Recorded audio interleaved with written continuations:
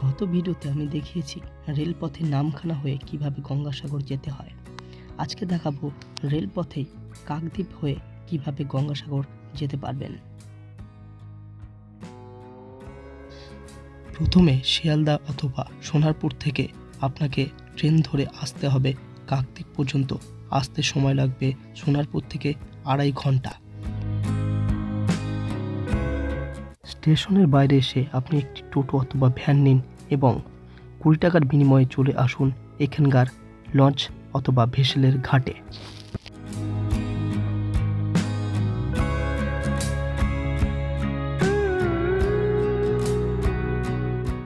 কুড়ি মিনিট ধরে টোটোতে করে আসার পর আপনি চলে আসুন এখানকার ঘাটে এবং মাত্র 10 টাকার টিকিট কেটে চড়ে বসুন ভেসেলে।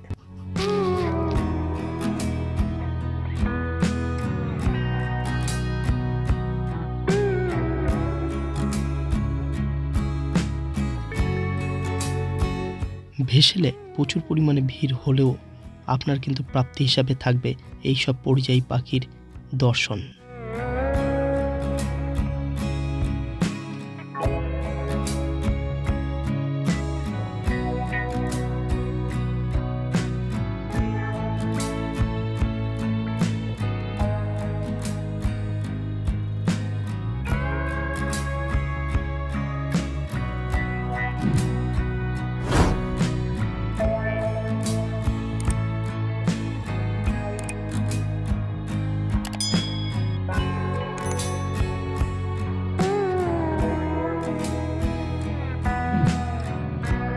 এইসব পরিযায়ী পাখির দর্শন করতে করতে মাত্র আধ ঘন্টার মধ্যে আপনি কিন্তু পৌঁছে যাবেন কচুবেড়িয়া ঘাটে।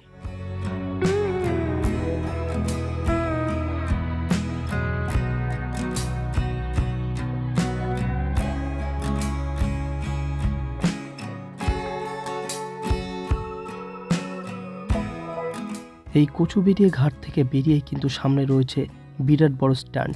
এখান থেকে আপনি পেয়ে যাবেন অটো, টোটো, এছাড়াও বাসও পেয়ে যেতে পারেন, তাছাড়া ম্যাজিকও পাবেন। এখান থেকে 50 থেকে 60 টাকার বিনিময়ে চলে যান গঙ্গাসাগর বাস স্ট্যান্ডে।